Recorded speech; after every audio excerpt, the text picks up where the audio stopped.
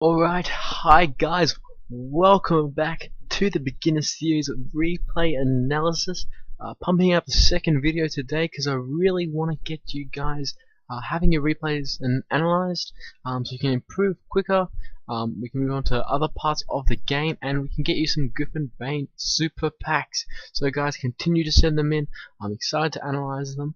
So big thanks to Sochmash for sending in his replay. Now he is playing Togrhul. Now Togrhul is one of the better heroes in the game at the moment. Stronghold is an extremely strong faction, and Togrhul is one of the more aggressive Stronghold decks you will find. So he has access to fire and earth swarms. So if you guys have watched my latest video of the beginner series, you will know that Fire School can make decks play really aggressively as they're harder to block with those cheaper spells such as Firebolt and Forked Firebolt.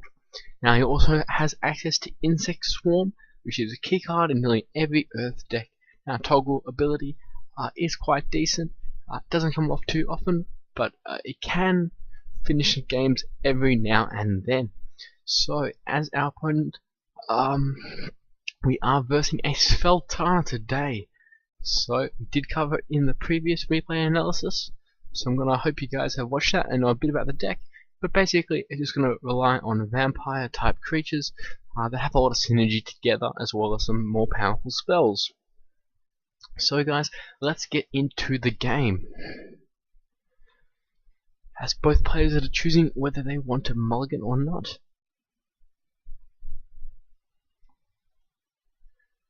So the Week of Knowledge does come down. I believe this might be from Sosu's deck. It's not the greatest, a deck where you're running a lot of 1-drops. So if you do feel like you have any better alternatives, I would suggest removing them from the deck. Now, we'd love to go second as a Stronghold player, and luckily for Togrhul, he does have 2-drop to play. Now he chooses to play the Goblin Hunter. There's nothing inherently wrong with this, but there are options to play the Harpy in the front row, as we do have a lot of shooter creatures with Swift, and so we want to leave them a bit of room to attack and support our Harpy's attacks. But still, it's fine. We're putting a bit of early pressure down. So pretty standard stuff here. Playing the Black Skull Centaur. It's not the best card in the game. It has a really low health point. If you compare it to the Elephant, even though it has that Swift and Immune to Retaliation ability, it still has 4 less health than an Elephant, and so that can be quite big. I believe Elephants are commons, so if you can find some Elephants, I recommend putting more into your deck. So out comes the first Vampire, the Vampire Knight. Now this card does have Immune to Retaliation and a Life Drain of 2, so when attacking it with just a 2-attack creature, it's going to be able to regain the health back every turn and take no damage in return. So what we should have done here is moved the Goblin Scout down, or attacked it with the Shredder and try and kill it off in the next turn. So this really doesn't accomplish anything by attacking, and our creature will take 3 damage because it's just going to heal it all back up while still dealing damage to our creature. So that's just something to keep in mind. Normally you cannot just trade attacks with a Vampire Knight with just a 2-attack creature. So out comes the Spider Guard. Now, as 6 health, that is hard to deal with.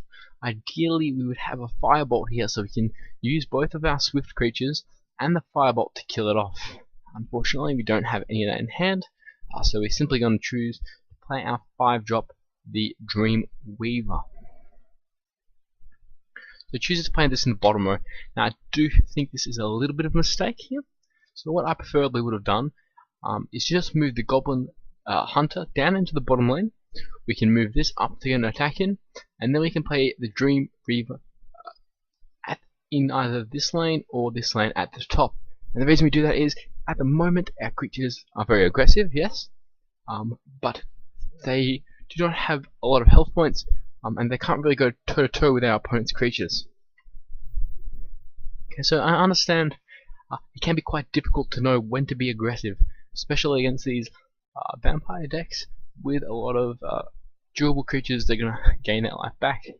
Now the thing with Toggle, And one of the disadvantages over the other stronghold deck dominating the meta, Cat, is that it doesn't have as much comeback potential. And so for this reason, we need to really fight for board control early. Sure, we're being aggressive, but this doesn't just mean we're going for the face over and over. We are still trying to clear our opponent's board. Another thing I think was a slight mistake here was to just instead play a Harpy and then Sacrificial Altar on that, allowing us to get another attack in, and keeping the Dream Reaver, which is clearly a stronger 8 creature than the Harpy. But still a small mistake, but it's not the end of the world, as we are able to play a couple more creatures out onto the board, and we've actually managed to keep the tempo quite nice. So we have the board control. As I've talked about in previous video, Sveltana does not have access to really many good board clears, so we're not too worried about stacking our creatures too much, apart from some dark spells which can punish that, and we're not worried about having our whole board cleared too much. So we still have the swift creatures out on the board. Now, our opponent is starting to develop a bit of a board, so we need to be aware of this, and we want to try and clear it. Now, this is a couple of mistakes. Go down here. So if he's planning on using the insect swarm, he needs to make sure he trades off all those 1 HP creatures first. So what he does instead is he chooses to not just attack the shredder with this. So that was a bit of a mistake there. 1 damage in the face is probably not worth killing off the creature, and so we need to fight for that board control. And if you see, if we kept it on, then we'd have 3 creature advantage to 1, and this does have that life drain, so it is going to get that health back. And unfortunately, this allows our opponent to give it swift and charge, applying crippling counters, killing off the Harpy, and regaining health. So that was a bit of a mistake there. It's just something to keep in mind. I know it is tempting to go for the face, especially when you know you are the aggressive deck. But just keep in mind, we're being aggressive by playing lots of big threats early on in the game and playing a lot of threats. And it's not necessarily just trying to do as much damage as soon as possible. Stronghold can struggle to come back on the board, especially if it doesn't have access to a lot of spells. So we need to fight for board control early, and we need to try and keep it throughout the game.